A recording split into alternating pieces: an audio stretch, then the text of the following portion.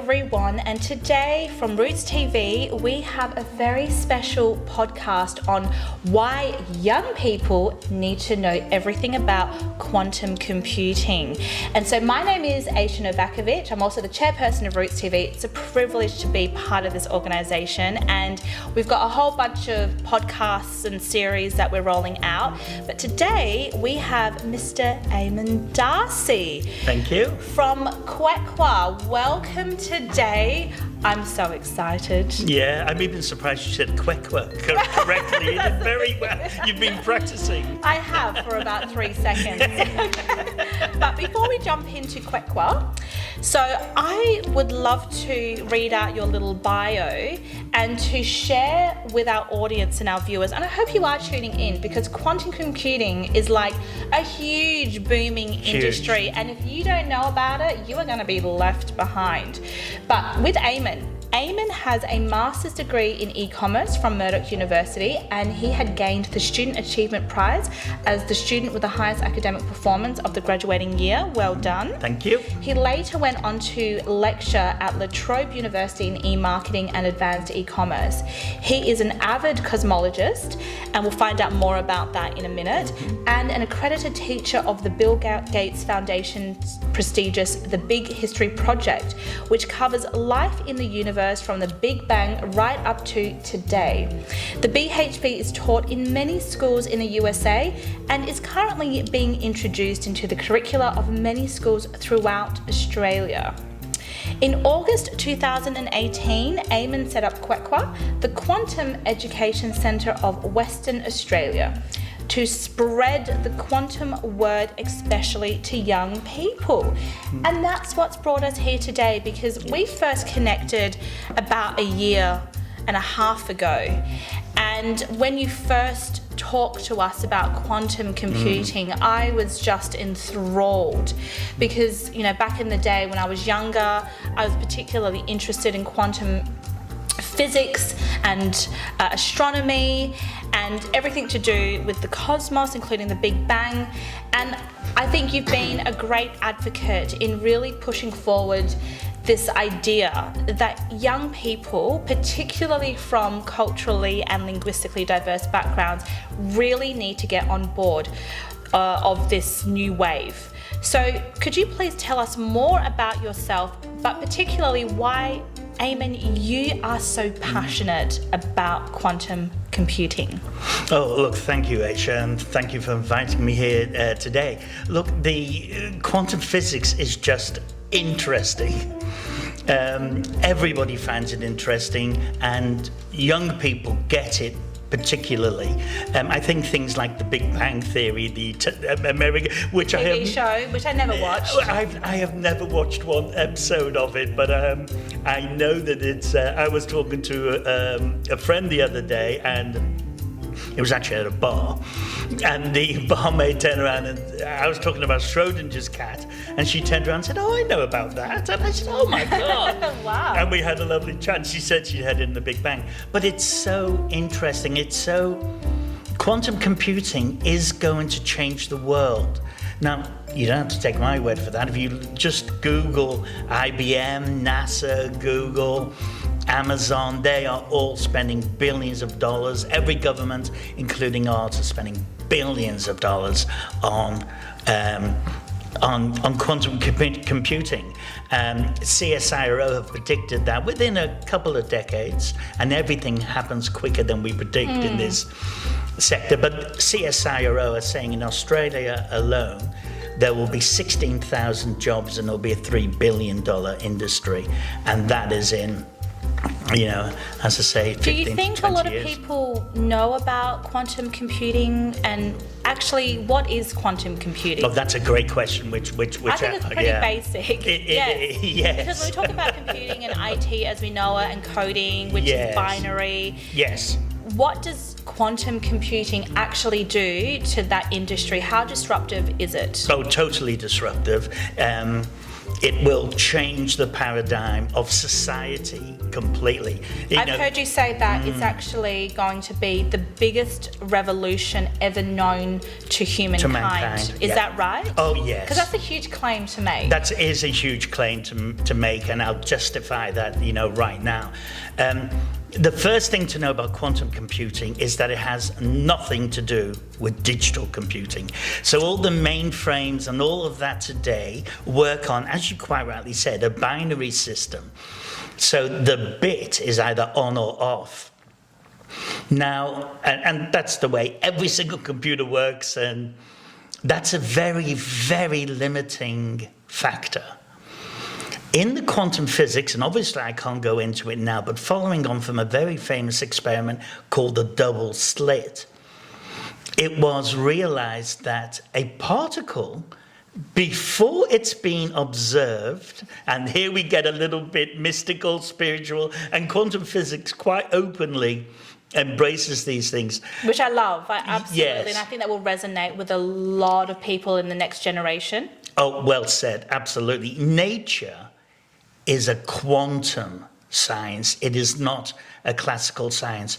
We are made up of atoms, but we're made up of a more fundamental thing, which is a subatomic particle, which can be an electron, a photon, etc.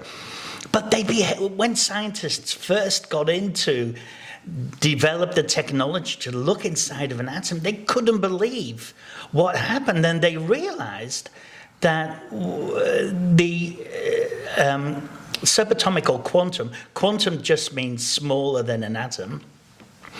The quantum particles had very, very, very strange properties. They can be entangled. That means you could have one on the moon and one here. And this is something a million times smaller than a speck of dust.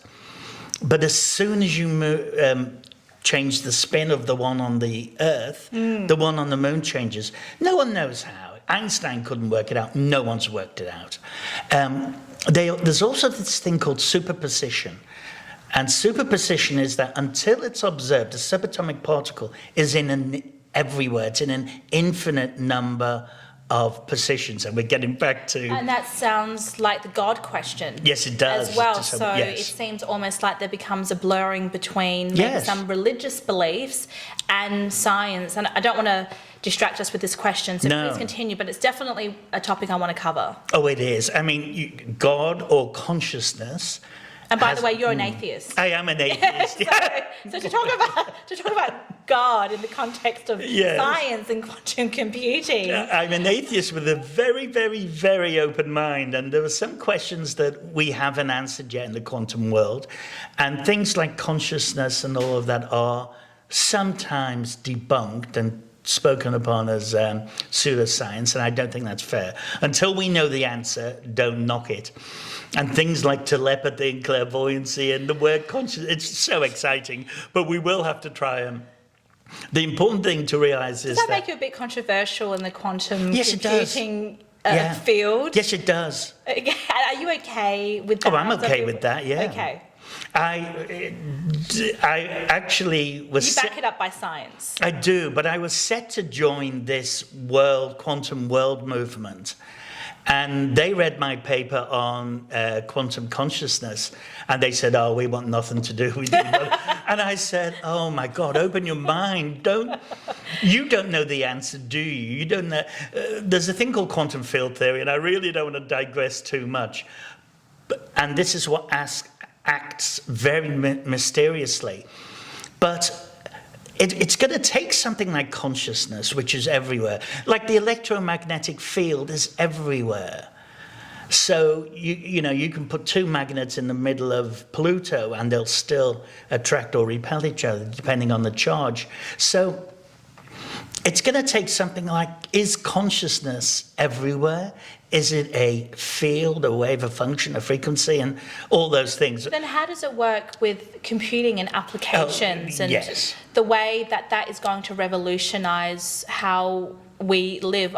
I do recall you bringing up the ATM and the breaking the pin example. Could you please explain that for us? Great question. Thank you for that. Yes. before I answer that, I'd just like to say that, remember before we said binary one off, 1 or 0? With a quantum particle, it's in superposition, which means it's in an infinite number. So we can write to an infinite positions in one go. And we can even use what's called complex numbers. And imaginary numbers. But the effect of that is that whereas a mainframe does one calculation at a time, forget thinking that it does more, it doesn't. And a quantum computer can do can do a lot. More than one. A lot more than one. I only hesitate because I won't go into it. But to get back to your wonderful story of the ATM, when we use an ATM now, what happens is you type your PIN in, your PIN goes into a hashtag, it's then encrypted, sent to the bank, decrypted, sent back, and you are allowed to take out your money. Now, the fastest mainframe on Earth could break into that transaction and get your PIN number. But it would literally, and I mean really, not metaphorically, exactly. It would literally take thousands of millions of years. So you're totally safe. Everybody's safe. Well, that's good to know. That's very reassuring. Yes, but it's good to know at the moment. Right, okay. It is very secure, so when as it should be to take money out, every social media post, every Facebook, Twitter, everything on the internet uses this algorithm which is called RSA. Now, a quantum computer could break into every single ATM transaction on Earth in 6 seconds. Wow, that is really powerful. Well, it's unbelievable. Are you saying that quantum computing and all those technologies associated with it will just basically unleash all of this untapped potential and this power to do calculations, algorithms, it will have medical applications, financial consequences? I mean, it sounds incredible. And I think about how is that power then controlled? Because it's almost like the evil scientists or falling into the wrong hands, so to speak. I'm thinking about how a lot of people today already feel suspicious about big tech and big data and the erosion of our civil liberties and our privacy, etc., etc.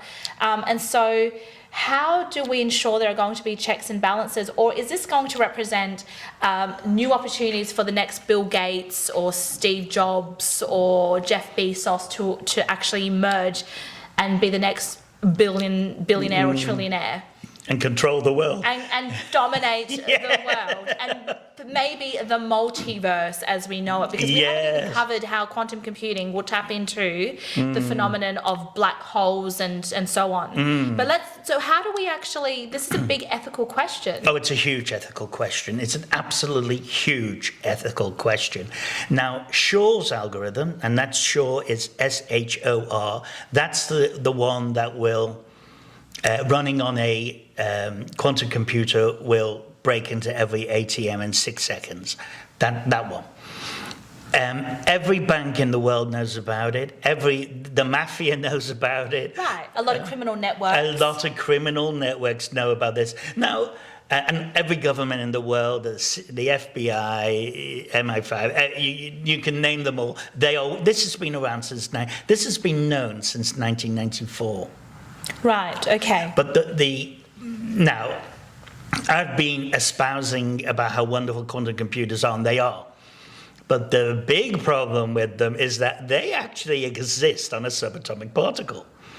So it's not like a silicon chip. I mean, they can be mounted on a chip, but the actual computation depends on this superposition and entanglement of subatomic particles. So you're saying it's using nature? Oh, it's definitely using nature, yeah.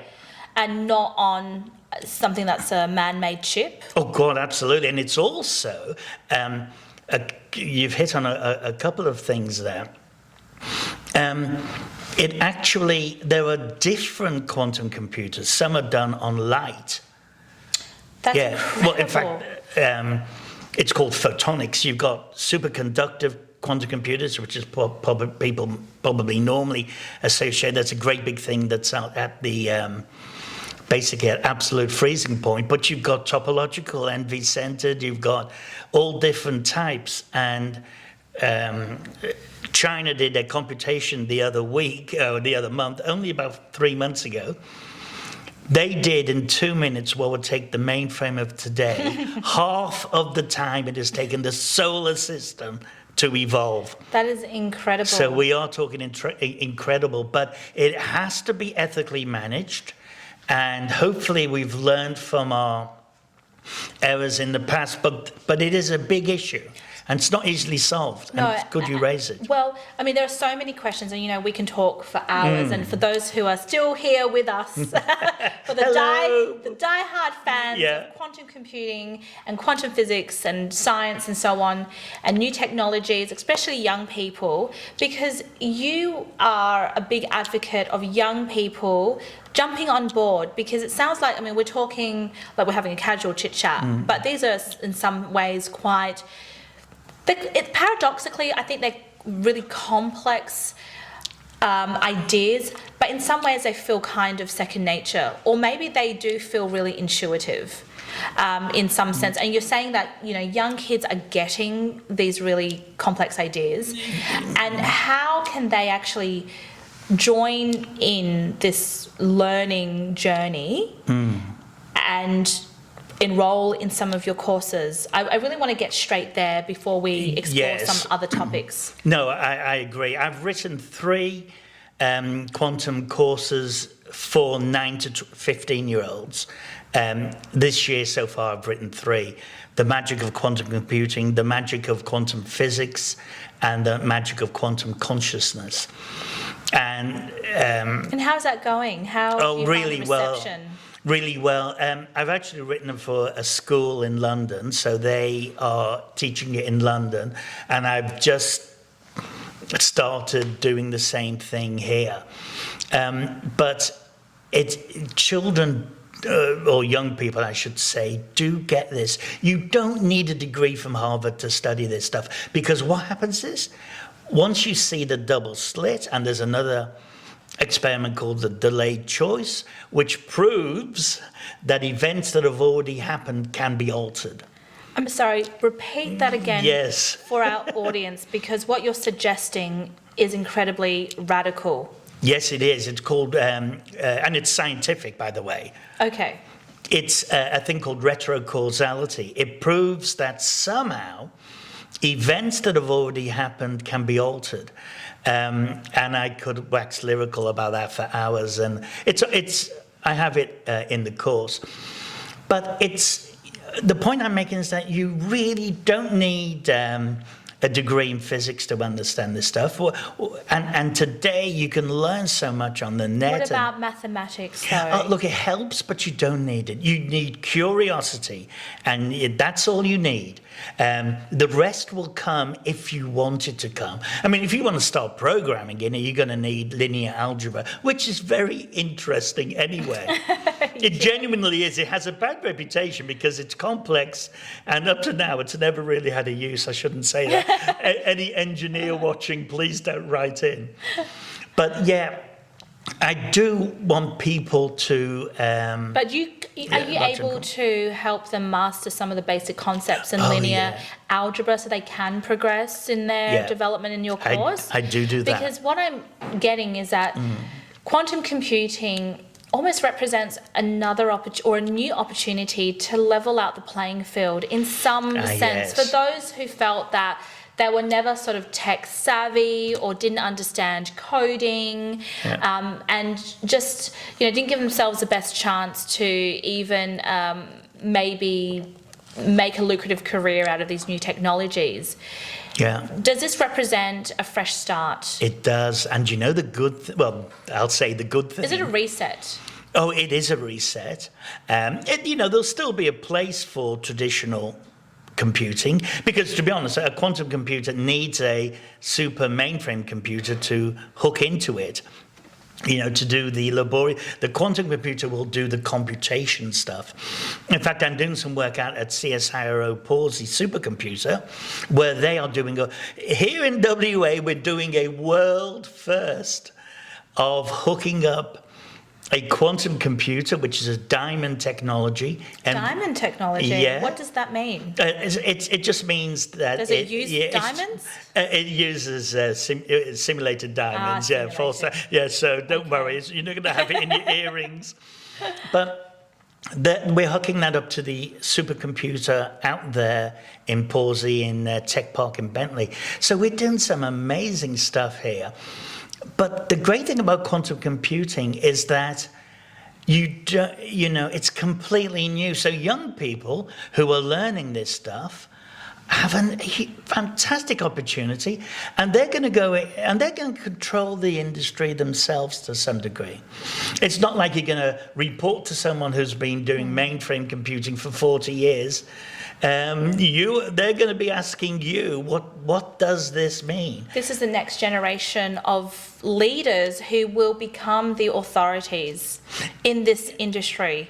Absolutely. And it's funny you should mention that, like with it leaders, President Trudeau of Canada was explaining superposition. Funnily enough, he was on the same... Is he also a fan of quantum computing? Oh, yes, he is. You want to hear him wax lyrical about quantum computing. And I always had a bit of a thing when I was laughing listening to Trump and then listening to him. So I thought you were going to have a bit of a thing for Trudeau.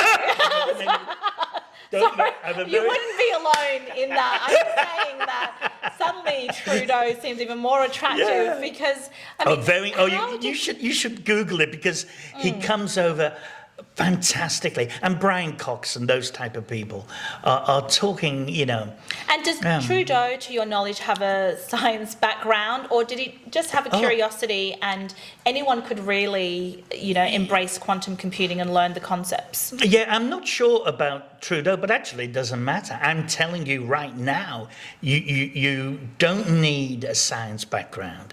What you need to do is these experiments are amazing. The double slit is called the beautiful experiment because it's easy to do and see, and it's impossible to explain. We've had to create this superposition. And then instead of a thing being on and off, a thing is in this, like, if you can imagine a 3D global Earth, and then we use linear algebra to navigate around. So you're not a flat earther? No, I'm not. I mean, there are some assumptions we just have to accept. No, the Earth is a globe. Yes, I think anybody who thinks that should switch off now because you're not going to get quantum computing. It's just an entanglement. And quantum teleportation just... Right, that was another very interesting idea. Can I be seen here? I'm not sure if I can be seen. Because I always imagine, just put a little bit of dust on your palm and then... that bit of dust has traveled 150,000 kilometers. And I don't mean it's like a fax or a photocopy or a disassemblement and a none of that. The actual particle just went. I mean, it sounds like something out of Harry Potter. Yeah, it is. Well, that is what happens. And we've already done it. The Chinese did it in 2016 and it's done. That's nothing now. That is nothing. So soon we'll be able to, like with the Mars rover at the Mars rover, if we want to turn the camera to the left, it takes 8 minutes or 6 minutes, whatever it is, until we know that it's done it or whatever. With quantum entanglement, now we're talking subatomic particles at the moment, so it's a way off. So Australia Post shouldn't feel nervous that they're going out of business. Australia Post should be worried for other reasons, but certainly not for quantum teleportation. But these things happen, and it's proven. And do you know what the amazing thing is, which I say in my course, I could teach it to someone in half an hour. What actually happens is the theory of what is happening is not that complex. It's merely using this force, quantum entanglement. And let's remember, with quantum computing, our society, within 20 years, I'm being kind, within 20 years, our society could be run by computers that we don't know how they work. Because we don't know how So entanglement in works. one lifetime, there Yes. could be some incredible disruptive changes to the industry as we know it. And Not could be, will be. Will be. So this is inevitable. It's inevitable, and the progression we're making is exponential. It's growing by the minute. So in terms of what we spoke about in terms of a lot of this, the digital divide, Yes, that a big has, thing. Yes. it does exist. Oh, yes. Right, the haves and have-nots, the ones who have access or the ones who have expertise, and the others who, well, is it wrong to call them laggers? Yes, it is. Yes, I call them the unfortunates. It's not laggers. It's we have to correct this. Okay. Globally, it's a global. It's not a quantum computing problem. It's a global problem, but it's going to get worse. The digital divide is going to grow exponentially if we don't have that in mind. Do you think right quantum now. computing can contribute to closing that divide in some ways? I think only humans can use quantum computing the right way. It's not up to quantum computing. It's up to humans who can introduce quantum computing to implement it, make sure it's done fairly. There's many. There's quantum in Africa. There's a global women in quantum, which I'm actually the vice president of IonQ, which is a very large quantum computing company, asked me to be a mentor in women in quantum. In fact, you and I were talking about setting it up here in WA. And we should. No, we really should. Anybody who wants to get involved, I just don't have Give the us a time. bell. Yeah. Yes. Because of the lack of capacity at times. I mean, there's so much in this topic. Yeah. Who are the gatekeepers, Eamon? If people can't necessarily trust big tech and big data, private companies, even governments, there's a lot of suspicion about the policies they're implementing and the secret deals they're doing, supposedly in the name of its citizens, then who is going to monitor and provide oversight and all the checks and balances to ensure that quantum computing is a power to do good and not evil in the world? Yes, well, look, it is absolutely analogous to the beginning of the internet. Who was going to control the internet? Who's going to control quantum Well, are we computing? going to learn lessons from the mistakes made I during hope that we era? do.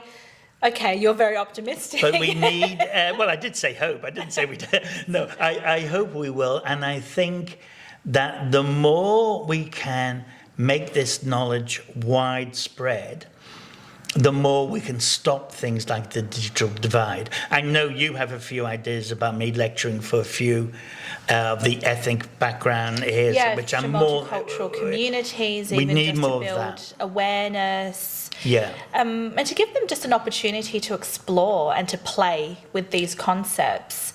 What about the quantum ecosystem? Is there one that exists here in WA?